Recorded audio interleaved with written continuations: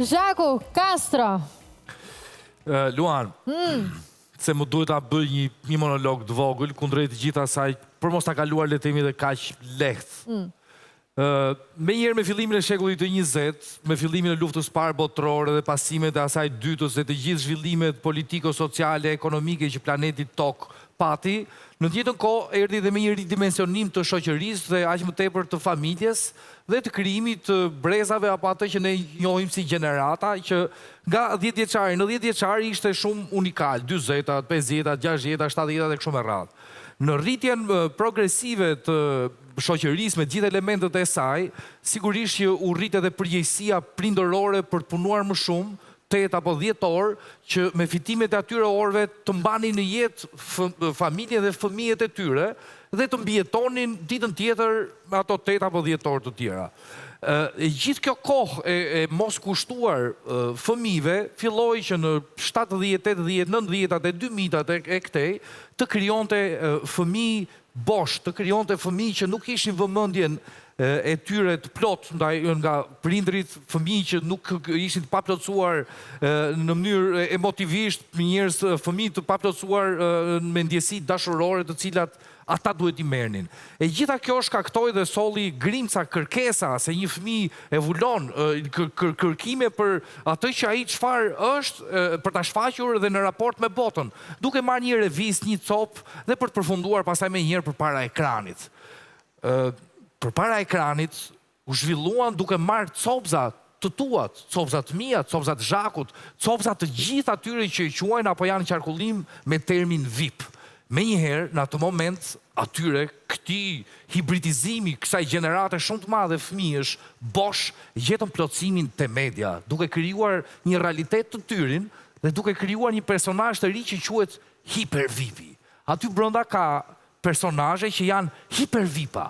Ata janë personazhe që janë dhe dinë sille më mirë se sa VIP-at. Cilat janë ata? Ka disa. Janë personazhe që kanë fillesa që nga bota rurale e fshatit deri te një kati 5 të një pallati sovjetik lindor të lënë pas dore dhe të plotësuar me ne.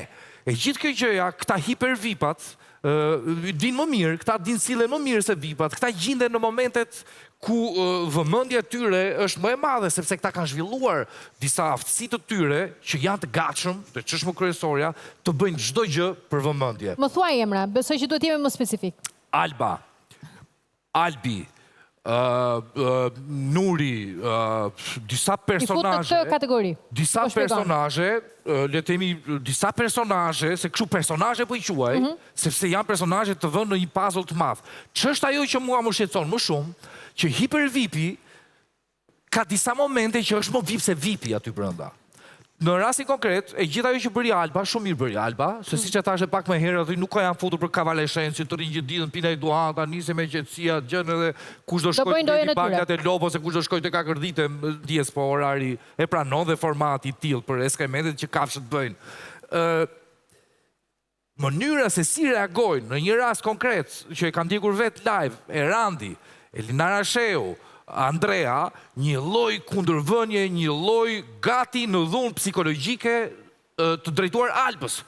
Erandi në rastin konkret u drejtua duke i thënë shtuku më hiq na sysh. Dhe gjitha kjo nuk erdhi si pasojë një progresioni në sherr, në agravim, në momente pasionante që një aktor apo një artist i ka. Erdhi në mënyrë më të qetë, duke i thënë më zhduk na syt, më hiq na sysh.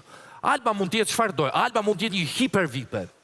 Por nuk besoj se Erandi andej nga vjen dhe aq më tepër në një ndër shtetet më liberale në planet, dhe jo vetëm në SBA, që është Massachusetts, apo Bostoni ku ai jeton, që nuk mund të guxonte dot as në autobus ti drejtohesh një gruaje dhe jo më live në një reality për një lojë që i prishi Terezin gjithë, aq më tepër pastaj duke i drejtuar edhe me gisht që ne bashkë nuk do takoheshim jashtë, se un jam ky, un jam ai.